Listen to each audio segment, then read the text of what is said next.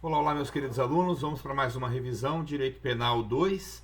Estamos estudando a teoria da pena e essa revisão vai ser para servir aí de parâmetro para as nossas provas da N1 2024, aí, primeiro período, né? Trazemos aqui a nossa revisão fodástica, né? Revisão fodástica para as turmas A, B e D, né? Que tem que fazer uma correção, que é a turma D. Deixa eu trocar aqui a cor da tinta, que vai ser a turma D. De vespertino, né?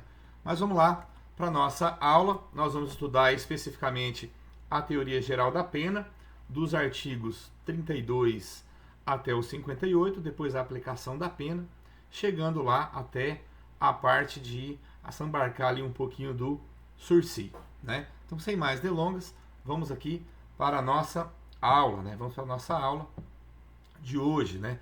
Vamos iniciar lá pela teoria geral da pena. O que é pena, né? Qual o conceito de pena? Então nós temos, no Brasil, conceito de pena como uma resposta estatal àquele infrator da norma incriminadora, né? E quando fala norma incriminadora, também chamada de delito ou infração penal, é porque o Brasil adotou a estrutura de que delito é um gênero dividido em duas espécies, sendo crime e a contravenção penal. Né? Então, crime ou contravenção consiste na privação ou restrição de determinados bens jurídicos do agente, sendo esses bens jurídicos a liberdade, no caso da pena privativa de liberdade, e o patrimônio, no caso aí da pena restritiva de direito. Então, a pena é uma espécie de sanção penal. Perceba que a pena ela é uma espécie, logo, sanção penal é um gênero. Esta, por sua vez, este gênero é dividido em pena e medida de segurança. Olha só, senhores, aqui é muito importante entender que o gênero sanção penal divide-se em pena e medida de segurança. A pena tem as suas características e a medida de segurança, como nós vamos ver adiante, também tem. Eu não posso confundir pena com medida de segurança. A pena ela tem um caráter de retribuição para o infrator, tem um caráter pedagógico para a população. Já a medida de segurança, por sua vez, ela possui um caráter curativo. A medida de segurança não é pena, lógico que então para ela não se aplica lá as restrições, né, e limitações que são aplicadas para a pena. Prosseguindo, né, a imposição da pena depende do devido processo legal, naturalmente, né, vivemos aí uma democracia, e é interessante anotar que a transação penal, que alguns equivocadamente chamam de suspensão condicional do processo, não são penas. Por quê? Justamente porque ainda não teve devido processo legal.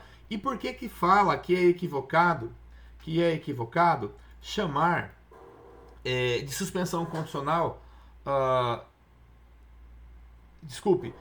de chamar de sursi processual, né? Essa suspensão, o nome equivocado é o sursi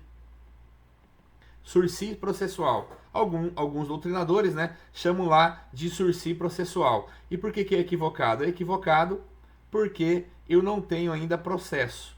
O nome correto é suspensão condicional do processo. Essas, em que pese haja lá alguns combinados, né, não são penas, são medidas despenalizadoras. Olha só, quais seriam esses combinados?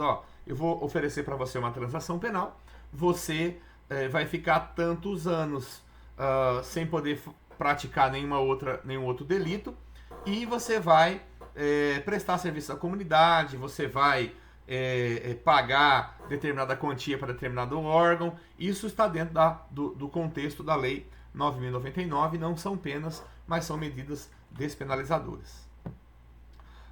O STF, né, o STF já decidiu que quando se quebra essa suspensão condicional aqui, não autoriza execução de pena. Por que não autoriza? Porque eu só tenho pena mediante o devido processo legal. que o Ministério Público faz quando alguém quebra ou descumpre essa transação penal? Ele oferece a denúncia, e se o juiz aceitar, dá-se início lá ao processo legal. Súmula vinculante número 35, que trata desse assunto, né? O legislador brasileiro, né, o legislador ordinário, ele atento, né, aqui tem um erro de grafia, né, aqui é atento à Constituição Federal, anuncia 3 espécies de penas, né, 3 espécies de penas, e está lá no artigo 32 do Código Penal. Então, quando fala em Código Penal brasileiro, vou puxar aqui, ó, isso aqui é o Código Penal brasileiro. O Código Penal brasileiro, ele traz as seguintes espécies de pena, né? Privativa de liberdade, restritiva de direito e multa. As penas previstas no Código Penal são essas aqui. Artigo 32, tá lá, traz lá as penas previstas no Código Penal brasileiro, né? E quais são os fundamentos dessa pena? Em que são supedaneados, são baseados essas penas, né? Fundamento político estatal, ou seja, se eu não tenho pena, o ordenamento deixaria de ser coativo. Se eu tenho uma lei que ela não oferece um mecanismo de obrigar as pessoas a cumprir, ele deixaria de ser coativo, logo perderia lá a sua utilidade, né? Um fundamento psicossocial, ou seja, a pena ela satisfaz o anseio de justiça da comunidade, e um fundamento ético individual que permite ao próprio delinquente libertar-se de algum sentimento de culpa. Olha, o que é mais normal é nós vermos egressos do sistema penitenciário falar assim, ó, eu já paguei tudo o que eu devia para a sociedade. Justamente esse princípio aqui, esse fundamento ético individual em que ele se liberta desse sentimento de culpa, porque ele já cumpriu lá a reprimenda que o Estado a ele determinou, né? Então, dando continuidade, em resumo, são 3 principais correntes sobre as finalidades da pena, né? Corrente absolutista, diz que a pena objetiva retribuir o mal, né? Retribuir o mal, vou fazer uma pequena correção aqui. Retribuir o mal causado. Uma segunda corrente, a corrente utilitarista, diz que a pena atua como um instrumento de prevenção tão somente. E a terceira, que é a chamada teoria eclética, ou teoria mista, né? A pena objetiva, a retribuição para quem praticou o crime deve sofrer o dano, e a prevenção para a sociedade em um verdadeiro efeito pedagógico, né? O Brasil adotou, né, lá no artigo 59, quando fala da reprovação e prevenção do crime, né? A pena deve ser suficiente para reprovação e prevenção, adota a corrente eclética, também chamada de teoria mista, aí, com relação às finalidades da pena, né? Então a pena no Brasil ela serve para retribuir e também para prevenir, né? De acordo com o Supremo Tribunal Federal, a pena no Brasil é polifuncional, né? Diz o ministro Aires Brito que ela é polifuncional. Ela é retributiva e é preventiva geral e especial, né? E aí alguns questionamentos, né? Qual seria então a finalidade da pena em abstrato? O que é a pena em abstrato, senhores? A pena em abstrato é aquela que está contida lá no preceito secundário, né? E ela é em abstrato porque ela vai de um mínimo até um máximo, né? Quais seriam as finalidades dessa aqui, né? Pena em concreto. Quais seriam as finalidades da pena em concreto, né? E a execução, quais seriam a finalidade? Olha só, a pena em abstrato, ela figura, ela está no preceito secundário do tipo penal. E ela tem uma aplicação que objetiva a sociedade. Por exemplo, matar alguém, pena reclusão de 6 a 20 anos. É uma pena em abstrato, entre 6 e 20 anos. Quando se tem uma pena em concreto, o objetivo é o delinquente. É a individualização da pena. O Brasil adotou o direito penal do fato, então na hora de aplicar a pena, o juiz, diferente do legislador que na hora de criar o crime ele visa a sociedade, na hora de aplicar a pena, o juiz verifica tão somente o fato e aquele indivíduo, né? No caso da pena em concreto. E a execução da pena, que é a finalização do sistema de justiça criminal, né? A pena, se ela contém todos os seus requisitos, ela deve ser aplicada e integralmente cumprida. Integralmente ali cumprida, né? Então, no momento da cominação da pena, eu tenho lá a prevenção geral visando a sociedade. Essa prevenção ela é positiva, demonstrando a vigência da lei, e negativa no que se refere à intimidação. Opa, se eu matar alguém, eu vou ficar preso entre 6 e 20 anos, né? O exemplo aqui, ó, reclusão entre 6 e 20 anos. Isso aqui é a pena em abstrato. Este aqui é o preceito primário. Preceito primário. O que faz o preceito primário? Ele descreve a conduta, né? E o preceito secundário, ele comina a pena. Então, este aqui descreve a conduta, esse aqui comina a pena. Existem princípios que são chamados de princípios informadores da pena, né? O primeiro de todos, naturalmente, é o princípio da legalidade. O princípio da legalidade, que é dividido em reserva legal mais anterioridade, né? São divididos em duas partes. A reserva legal é que não há crime sem lei que o defina, mas essa lei tem que ser anterior. Não há crime sem lei anterior que o defina. Não há crime sem lei, reserva legal, e essa lei tem que ser anterior. Isso está lá no artigo 1º do Código Penal, né? O segundo princípio informador da pena é o princípio da pessoalidade, né? Também da personalidade, princípio da intransmissibilidade da pena, né? Artigo 5º da Constituição Federal, lá no inciso 45, diz lá: nenhuma pena passará da pessoa do condenado, né? Cláusula penal, essa pena não passará da pessoa do condenado, não pode afetar lá o seu familiar, o seu cônjuge, né? Do que se refere à pena, vai ficar ali restrito, né? Aí uma pergunta: se esse princípio tem caráter absoluto ou relativo, né? Duas correntes aí que o apontam, né? Não vou nem entrar nesse mérito a fundo, porque não é interesse aqui da nossa revisão, né?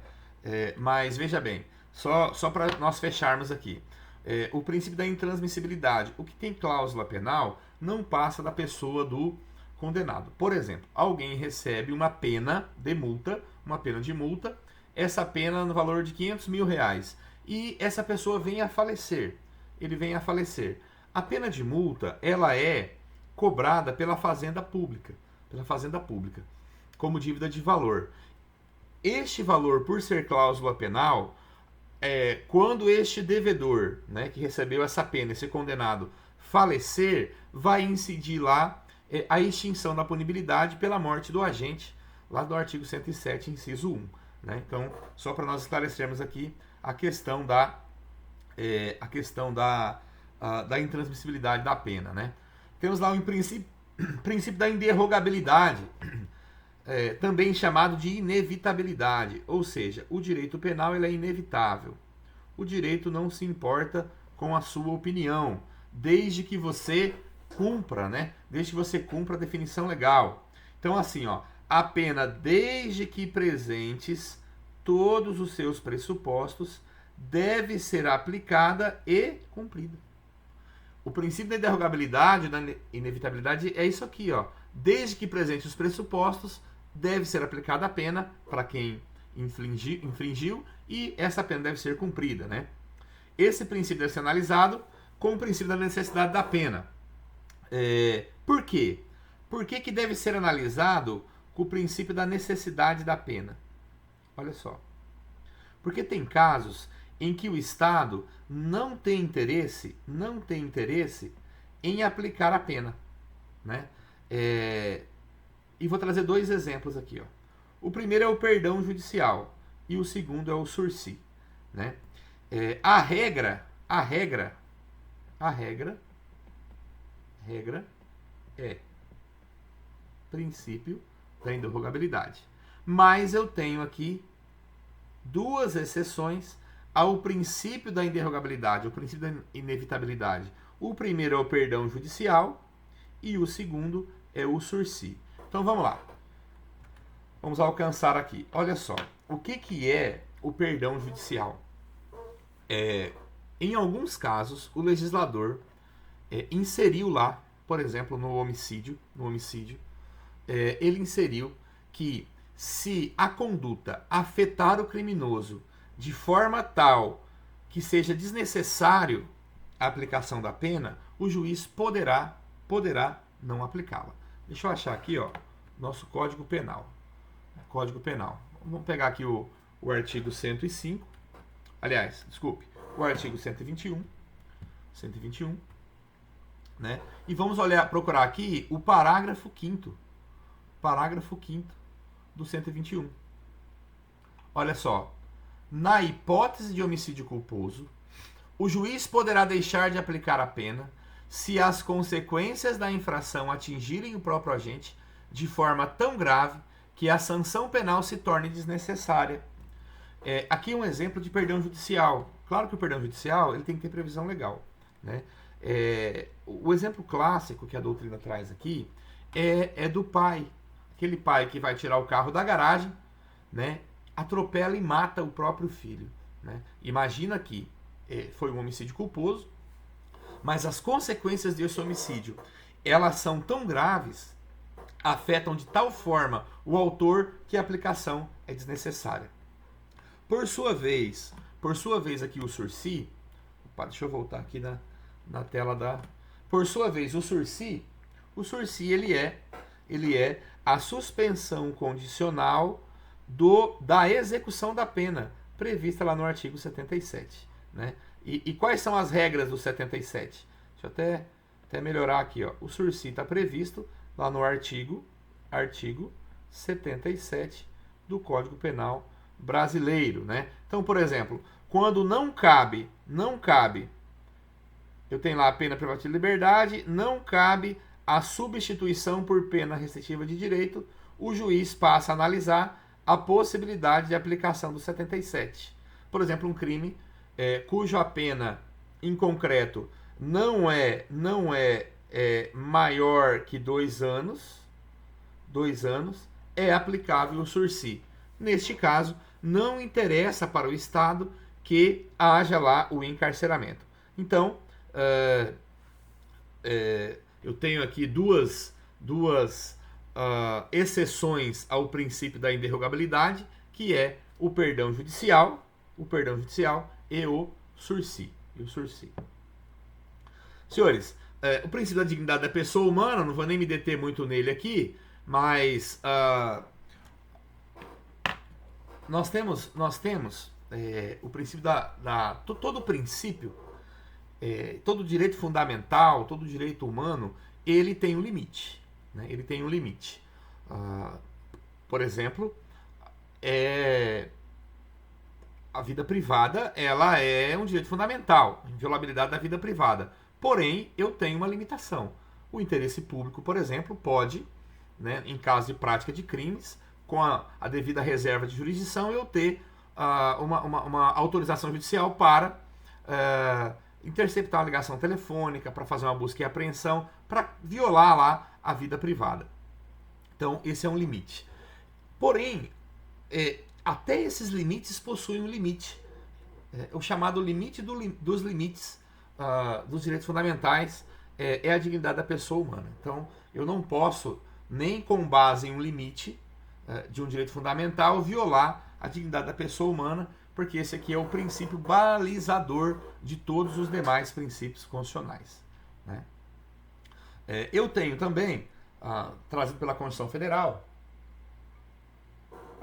artigo 5º, inciso 47, quais são as penas que são proibidas no Brasil. Né?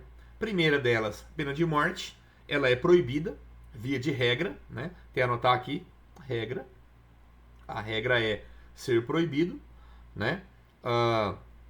E ela é proibida por quê?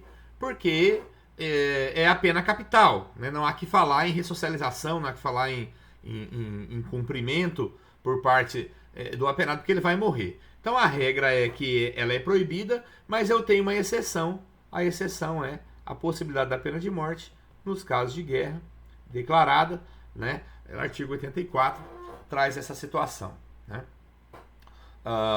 Aqui fala algum contexto histórico da pena de morte, né? Eu tenho a pena de caráter perpétuo. O que é a pena perpétua? É aquele cara que não sai mais da cadeia.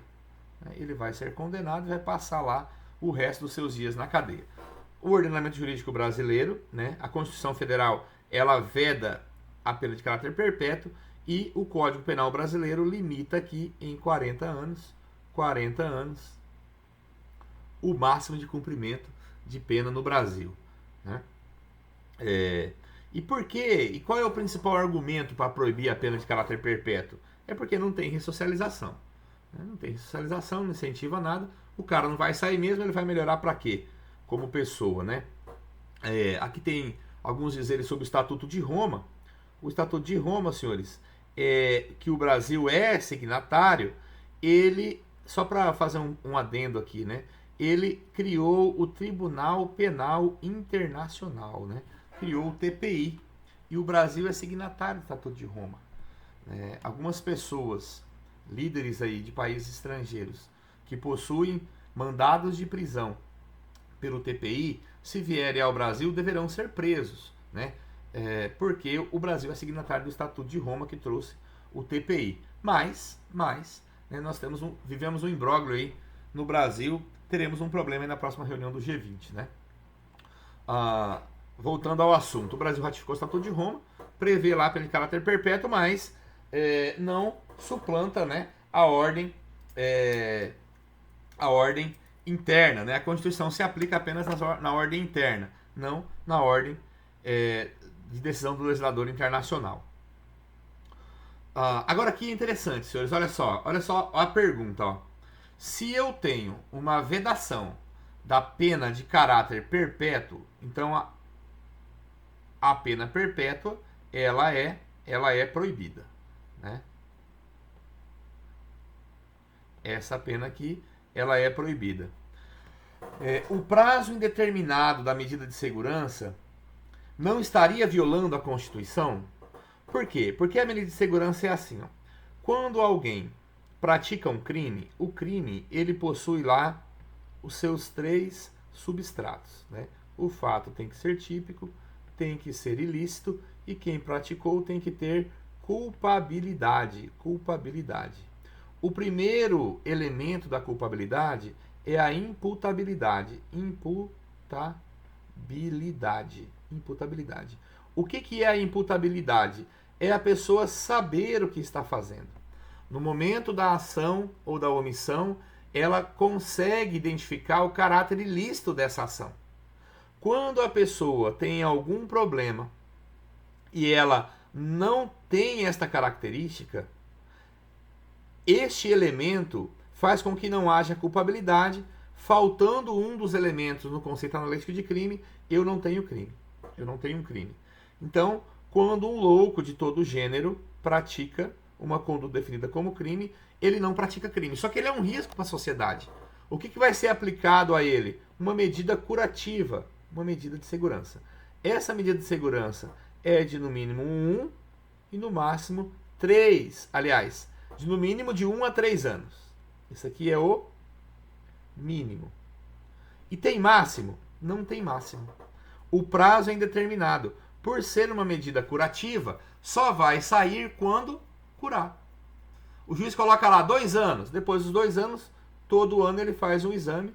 Se ele tiver curado, é posto à liberdade. Se não tiver curado, continua lá no tratamento dessa medida essa medida de segurança. Aí a pergunta, se não tem limite, quer dizer que o cara pode ficar o resto da vida no hospital de custódia?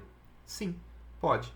E não fere a Constituição? Não. Por quê? Porque medida de segurança, embora seja uma espécie de sanção penal, ela não é pena, né? Ela não tem aquele caráter retributivo e aquele caráter pedagógico da pena, né? Preventivo. Ela tem um caráter curativo. Então, mesmo que a pessoa passe lá o resto dos seus dias no hospital de custódia, não afeta aí a Constituição. Né? Falei das 3 correntes aqui, né? A primeira corrente, a segunda e a terceira, né? Que fala que algumas pessoas defendem que ela até deve cumprir aquele prazo máximo de 40 anos, né? Outros falam que o máximo da pena é abstrato, mas, enfim, não fere a Constituição. Pena de trabalhos forçados também é vedado.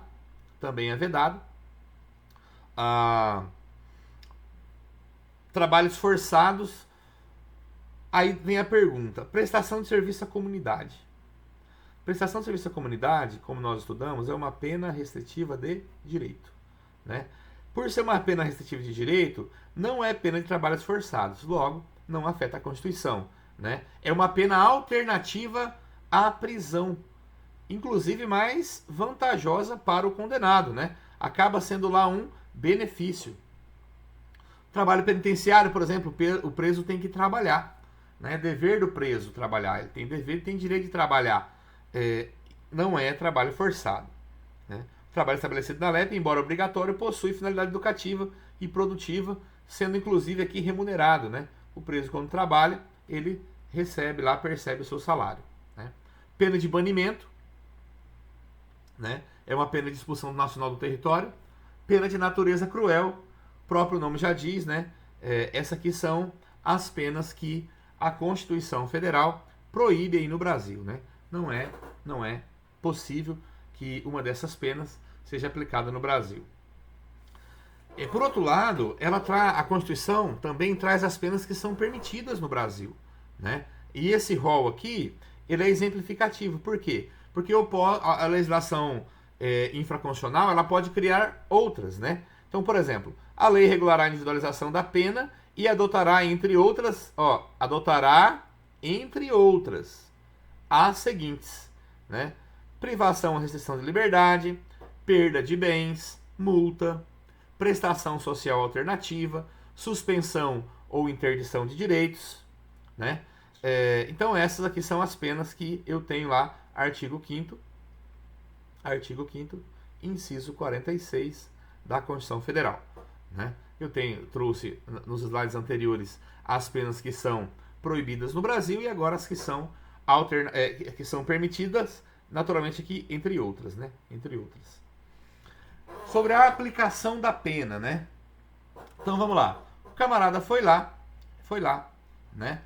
Praticou uma conduta definida como crime. Eu tenho uma lei penal incriminadora dizendo que aquela conduta é crime. Ele praticou. Nasce para o Estado o poder e o dever de aplicar a pena. O poder o Estado já tem, mas houve lá a prática do crime, o Estado deve punir quem praticou esse crime, né?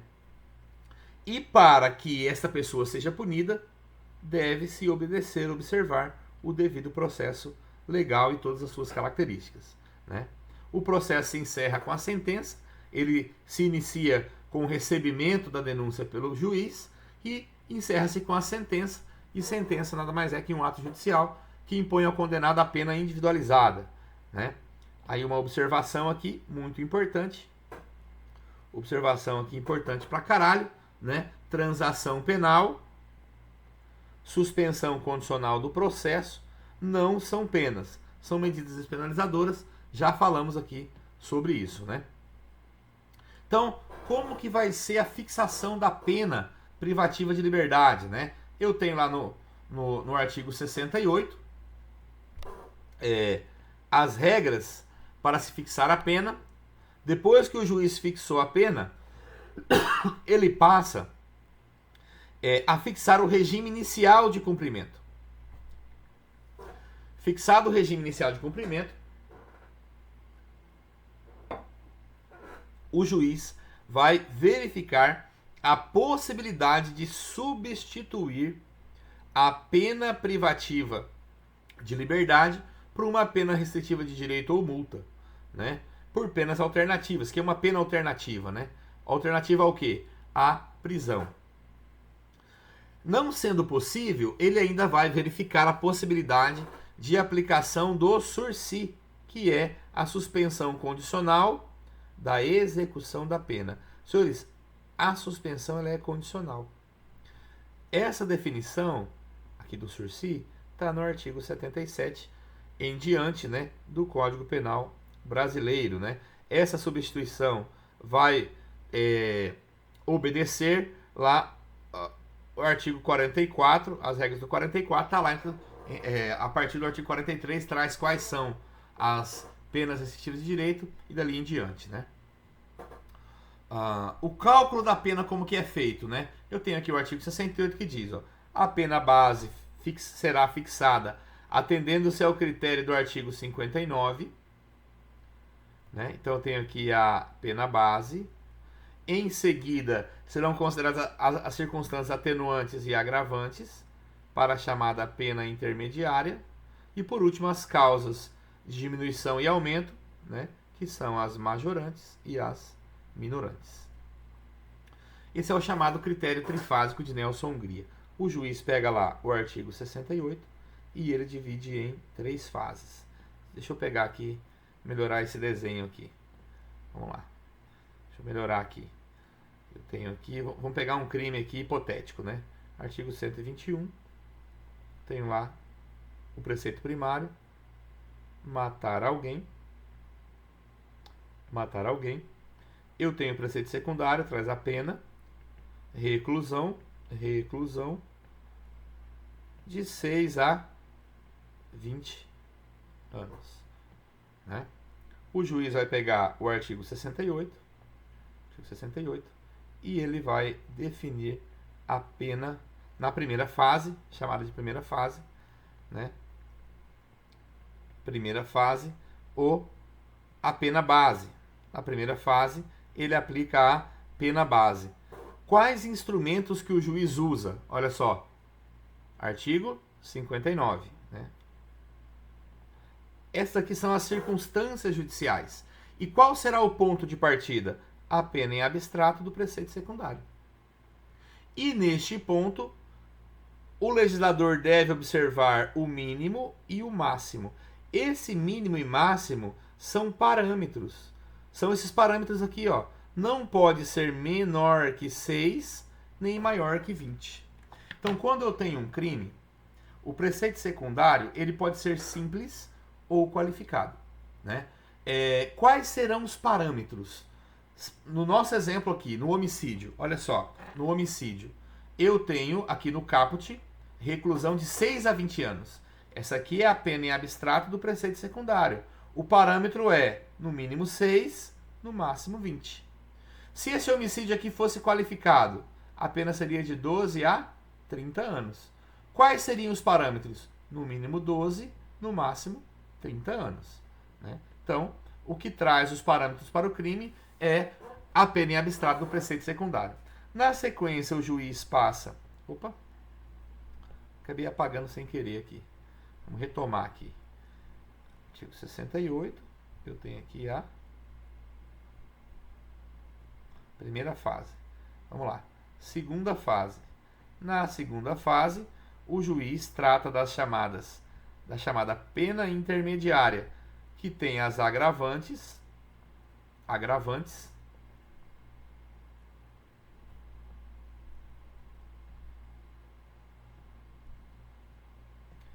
e as atenuantes. Agravantes, artigo 61 e 62. Atenuantes, as genéricas do 65, as inominadas do 66. Nesta fase também há respeito ao mínimo e ao máximo da pena em abstrato do preceito secundário. Ao depois, o juiz vai para a terceira fase. Aqui na terceira fase, tem-se a pena definitiva, onde é analisado as majorantes e as minorantes. E aqui tem um detalhe, ó.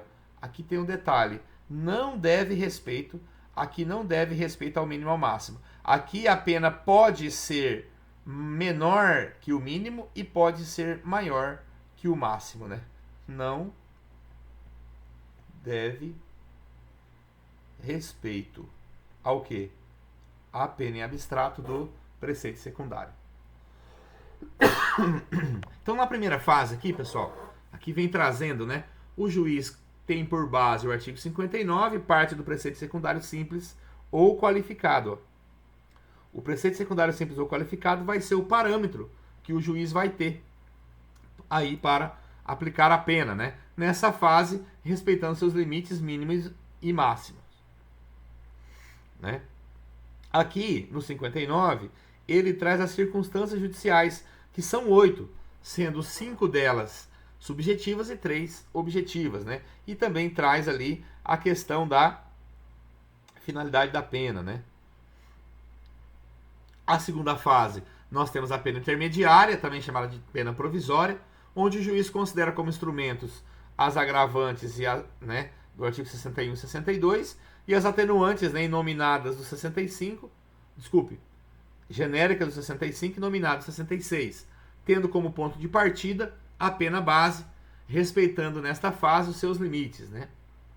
O legislador não estipulou um quantum para as agravantes nem as atenuantes, devendo o juiz sempre fundamentar. Por exemplo, aqui na segunda fase, eu tenho lá uma agravante, reincidência, né? O camarada é reincidente. Quando que ele é reincidente? Vamos lá fazer o cálculo. Imagine que essa aqui é a linha do tempo, né? O camarada aqui praticou o crime. Aqui ele foi condenado, né? Passou a cumprir a pena. Cumpriu lá seus 10 anos de cadeia. Quando ele terminar de cumprir a pena, inicia-se o chamado período de prova. Período de prova, que dura 5 anos. Neste chamado período de prova, se ele praticar um delito, ele é reincidente. A reincidência é uma agravante. E se ele praticar depois aqui, ó, dos 5 anos, ele não é reincidente mais. Já acabou o período de prova. Ele vai possuir maus antecedentes. Se você achar que pode ser sério, me peça para ligar para os serviços de emergência ou para alguém... Calma lá, Siri, calma lá. Os maus antecedentes, eles vão ser considerados. Deixa eu melhorar a escrita aqui. Maus antecedentes.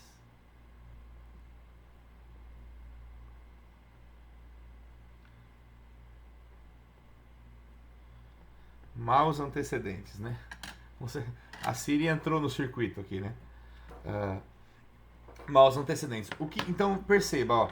O camarada, ele praticou o delito no período de prova, reincidente. Depois do período de prova, maus antecedentes.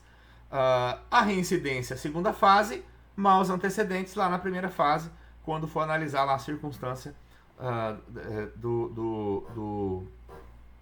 das condições pessoais do autor, né? Deixa eu tentar achar aqui onde que vai ser. Onde que seria aqui, ó. O juiz atendendo, ó, a culpabilidade aos antecedentes. Se o cara tem maus antecedentes, vai ser aqui, ó, na primeira fase. Na hora de definir o quê? A pena base, né? E se ele é reincidente, vai ser aqui, ó, na segunda fase, né? Como uma agravante. Deixa eu apagar aqui para a gente continuar a nossa aula, né? Depois dessa interferência aí da Siri. Vamos lá. Concurso de agravantes e atenuantes. Quando você tem um concurso, o que seria um concurso, né?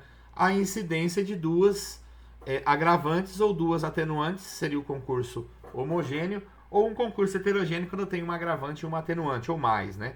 O artigo 67 traz a regra e a jurisprudência trouxe lá uma sequência de preponderâncias, né? Então, no caso de concurso entre agravante e atenuante, a atenuante da menoridade ou senilidade, ela vai preponderar sobre todas as demais, né? Na sequência, né, que tem o número 1, na segunda posição eu tenho a agravante da reincidência, na terceira a atenuante e a agravante subjetiva, e na quarta posição, por último, no caso de concurso, atenuantes e agravantes objetivas. Então aqui um exemplo, né? Fulano, ele é maior de 70 anos. Praticou o delito de roubo, né? Que vai de 4 a 10 anos. E este fulano, ele também é reincidente. Perceba que eu tenho aqui uma atenuante, que vai jogar a pena para baixo, e uma agravante, que vai jogar a pena para cima. E aí? Elas vão se anular? Neste caso, não. Porque aqui atrás, nós vimos que a menoridade que seria entre 18 e 21 anos, a época do fato, e a senilidade é o maior de 70 anos no tempo da sentença. Aqui na frente, olha só, ele é maior de 70 anos. Maior de 70 anos. Então aqui vai preponderar a atenuante, jogando a pena para baixo na segunda fase da senilidade. Né? A terceira sessão do STJ decidiu que a agravante da reincidência e a atenuante da confissão espontânea também, elas são equivalentes, né? Acabam lá se compensando. Mas se ele for multireincidente, o que é o multireincidente? O cara tem mais de um crime, né? Aí você pode agravar na segunda fase. Aí a pergunta, senhores, se eu sei, eu tenho aqui, na primeira fase, a pena base, né? Na segunda fase, eu tenho as agravantes que aumentam a pena, né? O ponto de partida é a pena base, e se eu tenho um agravante, joga a pena para cima, se eu tenho uma atenuante, joga a pena para baixo. Aí eu tenho a pergunta aqui, toda vez que eu tenho uma agravante, essa agravante, ela tem que agravar a pena? No caso concreto, eu tenho lá a presença de uma das agravantes do 61 e 62. Necessariamente, obrigatoriamente, eu tenho que trazer a pena para cima? A resposta é, senhores, assim, via de regra, sim. Via de regra, toda vez que eu tenho uma agravante, ela vai agravar a pena, mas isso é via de regra. Se eu tenho uma regra, é porque eu tenho uma exceção. Qual seria a exceção? A exceção é o que diz o caput do 61. Fala assim, quando a agravante constitui ou qualifica o crime, ela não deve ser aplicada. Então, o exemplo de constituição de um crime, o crime de aborto. Para se praticar o crime de aborto, necessariamente a mulher deve estar grávida. Porque se eu ministrar um abortivo e ela não estiver grávida, eu tenho lá a incidência do artigo 17. Né? Eu tenho um crime impossível. Não tem como eu praticar um crime de aborto se a mulher não está grávida. Se a vítima está grávida, eu tenho lá a agravante da mulher grávida.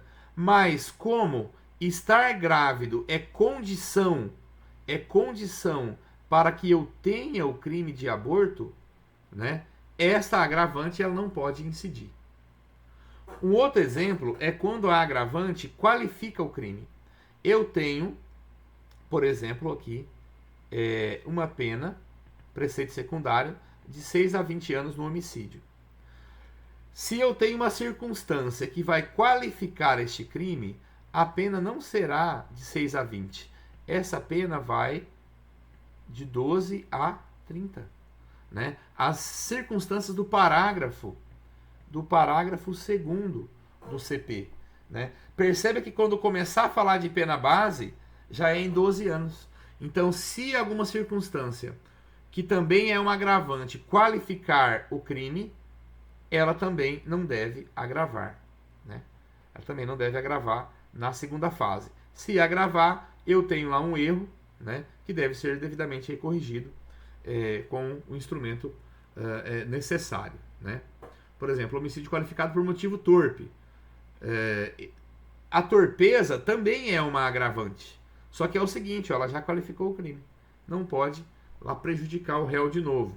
Por quê? Porque o Brasil adotou um princípio chamado princípio do no bis in idem. Ou seja, ninguém pode ser punido 2 vezes pelo mesmo fato. Olha só, o que é melhor? É iniciar uma pena base em 6 anos ou iniciar uma pena base em 12 anos? Então, se essa circunstância já tirou daqui para cá porque tratou-se de um crime qualificado, eu não posso pegar essa mesma circunstância, e aqui é pena base, e na pena intermediária punir ele de novo, aumentando a pena. Isso aqui é um erro, né? E deve ser corrigido devidamente com os instrumentos concretos, né? É possível, por exemplo, se já tiver transitado e julgado, às vezes o advogado comeu barriga, atravessar lá um habeas corpus criminal, né? Uma das ações autônomas aí, ou uma revisão criminal, ou uma situação nesse sentido, para que o Tribunal de Justiça corrija esse erro aí do primeiro grau. Outra pergunta. As agravantes, elas incidem em todos os crimes? São todos os crimes que incidem em agravantes, né?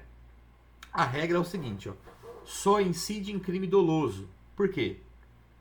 Porque a agravante, né, ela é uma circunstância que joga a pena para cima, e nesse caso, ela exige que o crime seja doloso. E o que é o dolo?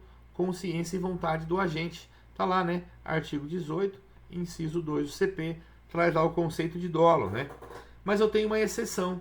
Agravante da reincidência incide nos crimes culposos, né? O camarada, ele é reincidente, praticou um crime culposo, vai incidir lá, né? As agravantes também incidem nos crimes pré-terdolosos. Só para lembrar lá, o que é o crime pré-terdoloso? Aquele crime que tem um dolo na conduta inicial e culpa na conduta final, né?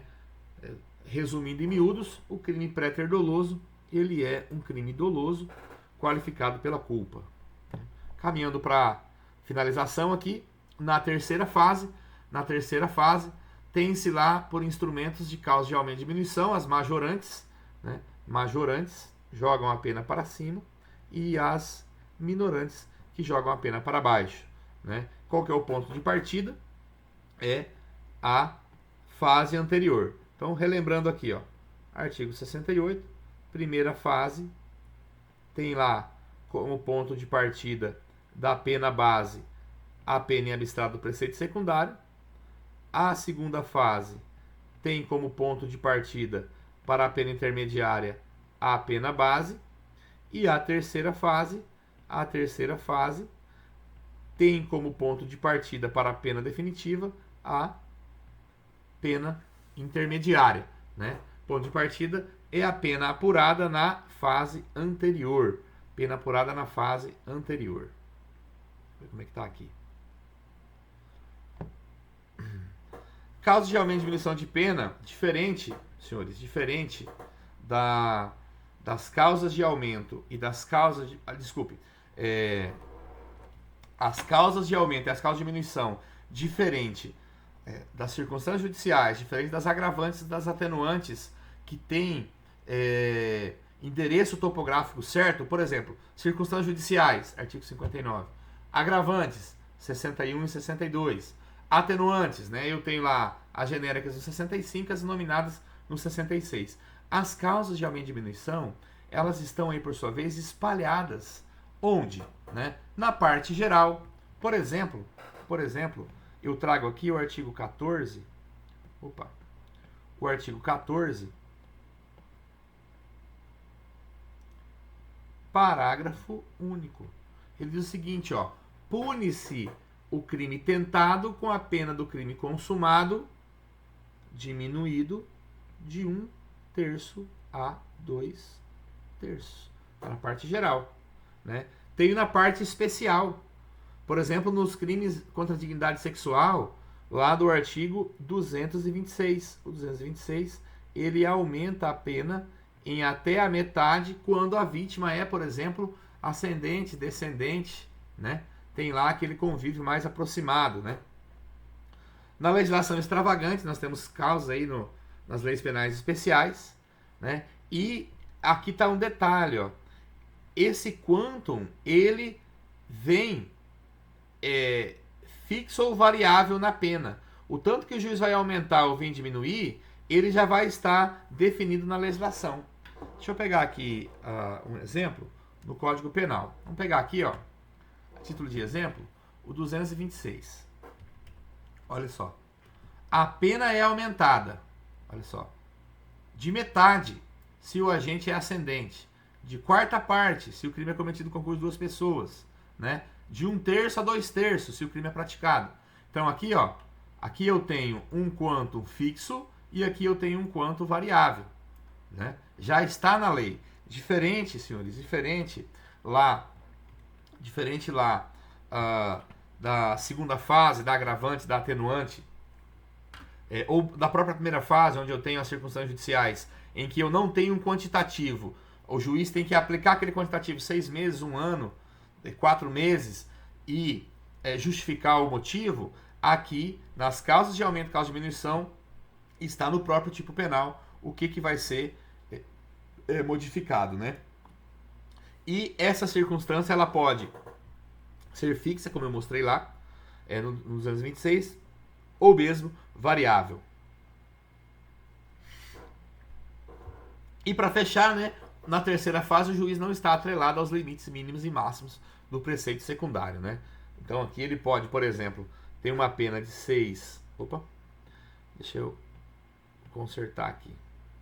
Eu tenho aqui um homicídio, né? 121. A pena é 6 a 20 anos. Na primeira fase, deve respeito, não pode ser menor que 6, nem maior que 20. Na segunda fase, deve respeito, não pode ser menor que 6, nem maior que 20. Mas aqui na terceira fase, por exemplo, eu posso ter um homicídio culposo em que ficou condenado a uma pena de 2 anos.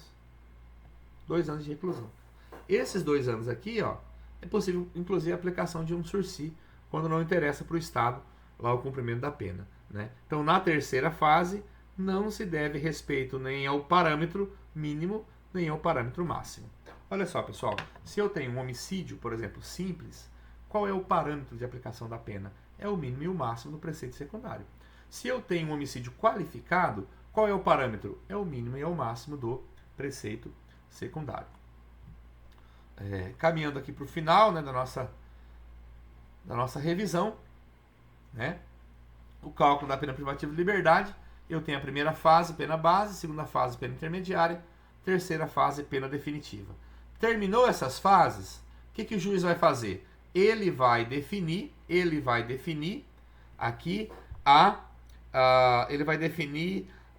qual será o regime de cumprimento. Definido o quantum da pena aqui na terceira fase com a pena definitiva.